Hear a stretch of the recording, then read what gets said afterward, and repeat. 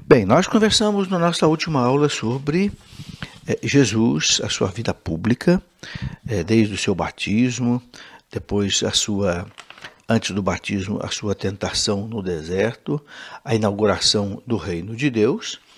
E depois o catecismo coloca aqui diante dos nossos olhos também um fato muito importante da vida de Jesus, que foi a sua transfiguração, que o catecismo chama de um antigozo do reino, do parágrafo 554, se você está aí seguindo com o catecismo na mão.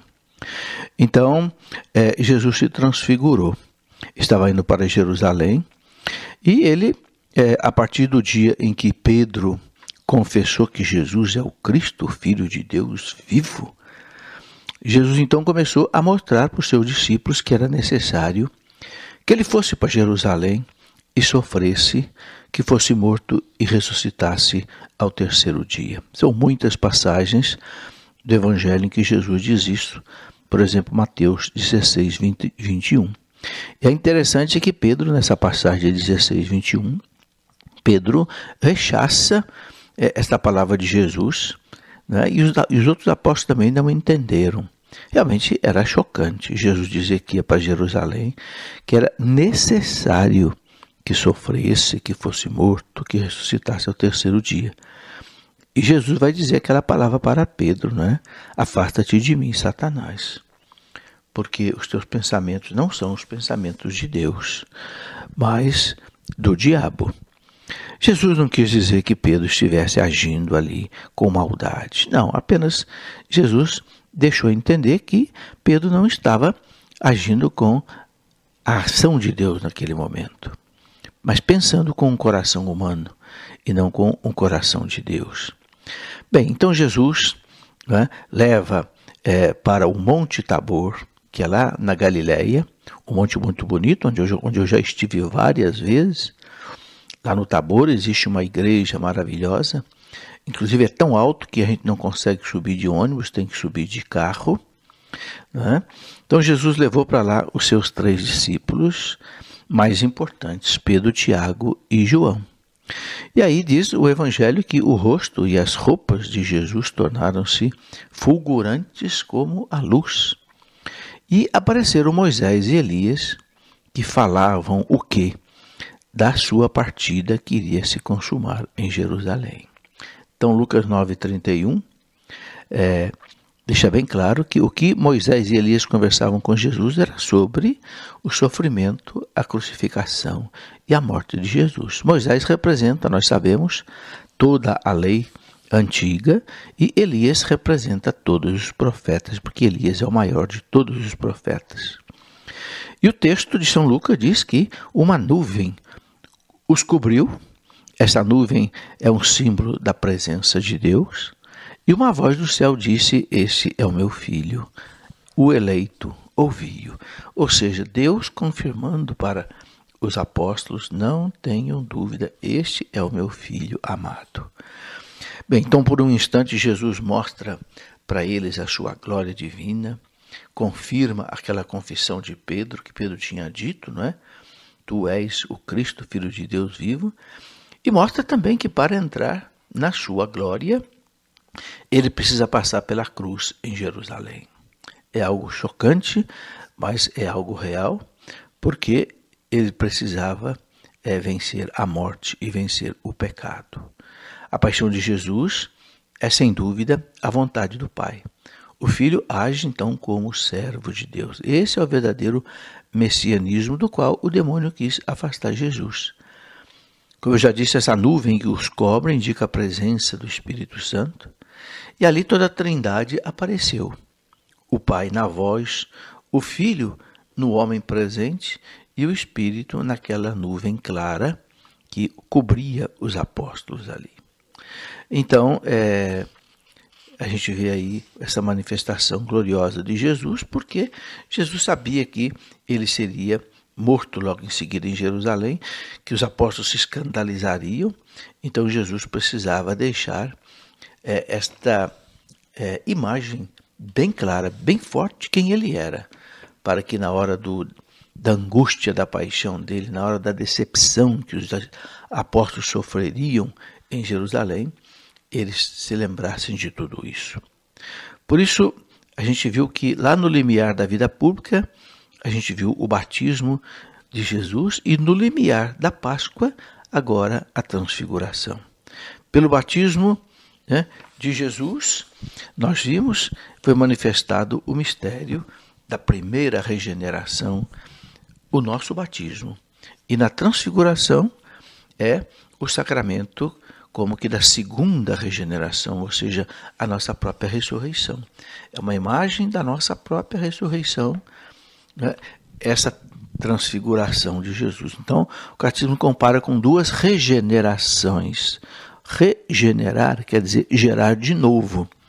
Então, no batismo, nós somos gerados de novo como filhos de Deus neste mundo.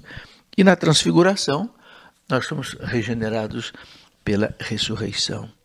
Então, nós já participamos da ressurreição do Senhor pelo Espírito Santo que age nos sacramentos da Igreja. É pelo Espírito Santo que nós participamos dessa ressurreição de Jesus, pela participação nos sacramentos da Igreja, ensina o nosso catecismo.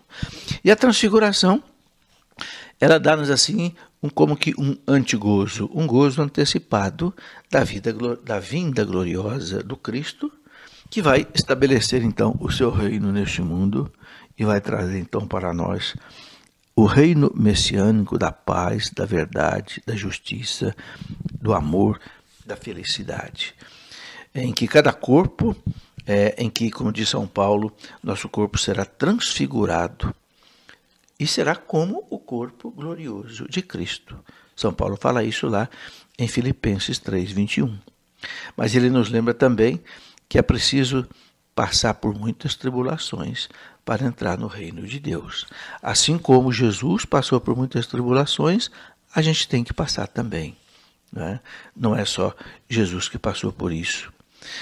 E o catecismo deixa uma explicação aqui muito interessante, que é a seguinte: Pedro ainda não tinha compreendido isso ao desejar viver com Cristo sobre a montanha. Não tinha entendido que era preciso passar pelas tribulações. Ele reservou-se, né? E Pedro depois vai entender. Mas agora mesmo ele diz: desce para sofrer na terra, para servir na terra, para ser desprezado, crucificado na terra.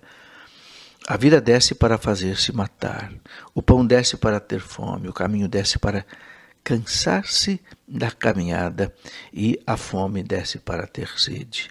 Essas palavras, essa reflexão que o catecismo traz, né, é de Santo Agostinho. Santo Agostinho coloca aí essa reflexão. É preciso descer do Tabor, viver a realidade da vida para depois poder, então, viver com Deus na eternidade. Então aí Jesus vai fazer a sua subida para Jerusalém. Diz o evangelista São Lucas que quando se completaram os dias de sua elevação, ou seja, os dias da sua paixão, Jesus então tomou resolutamente o caminho de Jerusalém. Tomou resolutamente o caminho de Jerusalém. Então nós percebemos, meus irmãos, que com essa decisão indicava que subia a Jerusalém pronto para morrer. Porque por 3 vezes ele tinha anunciado a sua paixão e a sua ressurreição aos apóstolos. Você pode ver aí, eu posso citar pelo menos 3 passagens em que Jesus fala da sua paixão. Marcos 8, 31, 33, depois em Marcos 9, 31, 32, Marcos 10, 32, 34 e até outros lugares. Jesus deixa isso muito claro. Ele sabia que ele ia morrer. Tanto é que, ao se dirigir para Jerusalém, ele disse: não convém que um profeta pereça fora de Jerusalém. Está lá em Lucas 13, 33. E Jesus lembra o martírio dos profetas que tinham sido mortos em Jerusalém. Quantas vezes ele diz, né? Eu quis ajuntar os teus filhos, Jerusalém, como a galinha recolhe os seus pintinhos debaixo das asas, mas não o quisestes, né? Mateus 23, 37, a gente vê isso. Quando Jerusalém estava diante dos seus olhos, Jesus chora sobre Jerusalém, é algo impressionante. que São Lucas coloca lá no seu Evangelho, Lucas 19:41, né? E exprime uma vez mais o desejo do seu coração. Ele fala, não é? Se neste dia também tu, Jerusalém, conhecestes a mensagem da paz, agora, porém, isso está escondido aos teus olhos. Quer dizer, Jerusalém estava com o coração endurecido. Os judeus, os sumos sacerdotes, os doutores da lei, né, tinham o coração endurecido. E Jesus faz aquela entrada triunfante em Jerusalém, né? Como é que essa cidade dos reis vai acolher o Messias? Embora Jesus fosse rei, né, ele não vai entrar em Jerusalém como um rei glorioso, como Davi, seu pai, né, montado num cavalo branco. Não, ele vai entrar como um rei simples, montado num jumentinho, para mostrar que o seu reino não é deste mundo. Então ele é aclamado como filho de Davi, aquele que vai trazer a salvação. Hosana quer dizer exatamente isso, salva-nos, salva-nos, dá a salvação, é o que diz a palavra Hosana. Então aqueles pobres, aqueles pequenos que viram Jesus fazer tantos milagres. Jesus tinha acabado, por exemplo, de ressuscitar Lázaro ali em Betânia. Então aquele povo gritava, Hosana. Hosana quer dizer salva-nos, dá-nos a salvação. Então eles viam ali em Jesus, o Rei da Glória. E ele entra naquela cidade montado num jumentinho, como tinha previsto o profeta Zacarias, lá em 9:9. Né? E assim que ele entra, não pela violência, não pela força, mas pela humildade que dá testemunho da verdade.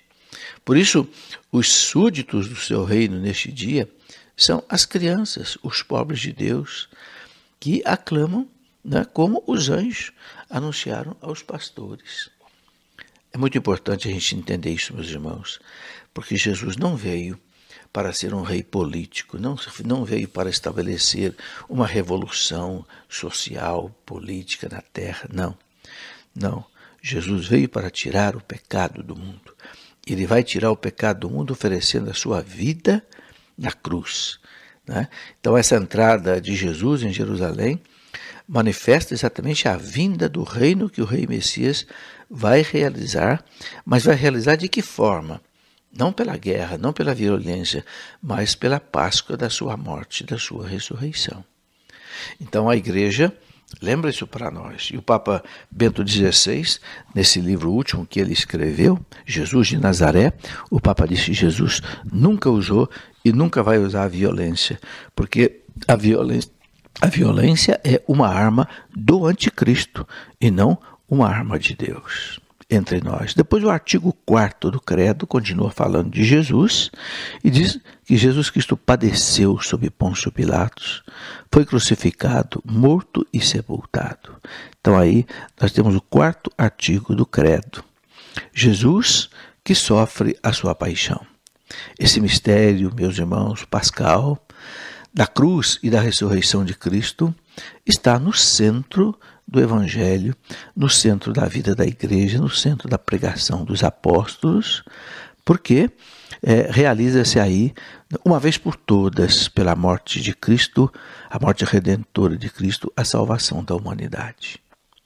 Todos aqueles sacrifícios da antiga lei que os sumos sacerdotes realizavam no templo de Jerusalém, a imolação daquele cordeirinho todo dia no templo, significava, simbolizava, prefigurava, preparava, na verdade, o único e definitivo sacrifício, que era o sacrifício de Cristo, e que se torna presente em cada missa. Veja bem, se torna presente. Não é uma multiplicação do sacrifício, da morte, da ressurreição de Cristo, não é uma repetição, nem multiplicação, não, é atualização, é tornar presente. Quando você vai à missa, você participa da Santa Missa, você participa da paixão de Cristo, da morte, da ressurreição.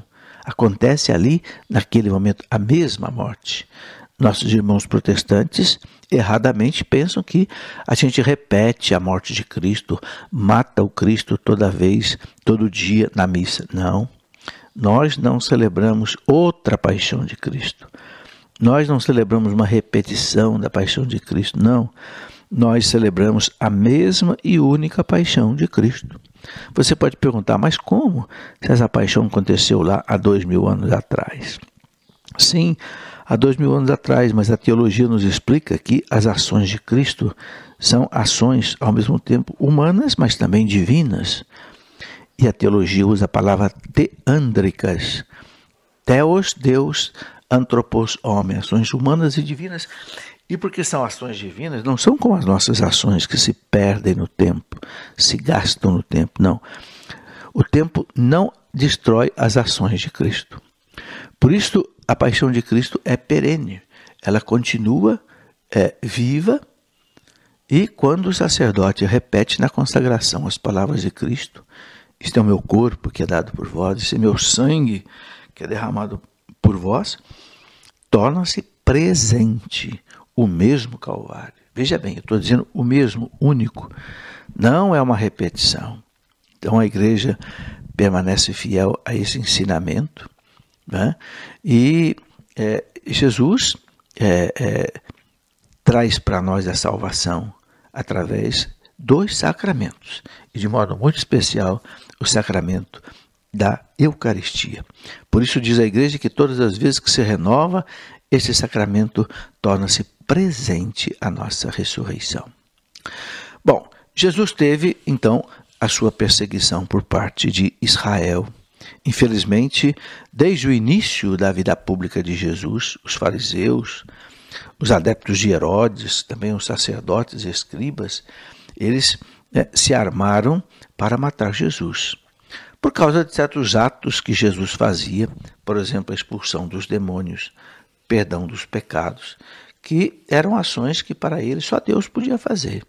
Então, quando Jesus perdoava os pecados, ou quando ele fazia, por exemplo, cura em dia de sábado, quando ele dava uma interpretação original aos preceitos da lei de Moisés, para esses doutores da lei, para esses fariseus, Jesus estava assim, exorbitando, querendo se fazer de Deus, querendo purificar a lei, enfim, isso tudo fez com que se armassem contra Jesus.